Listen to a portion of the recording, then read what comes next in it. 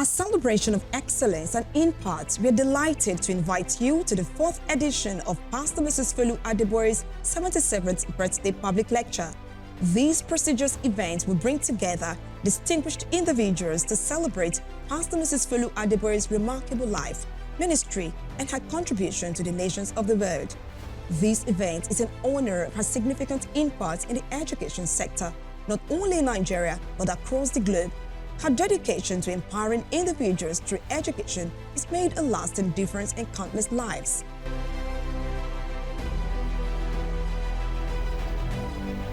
Chairperson of the day, Her Excellency Mrs. Dolapo Oshibaju, wife of former Vice President of Nigeria.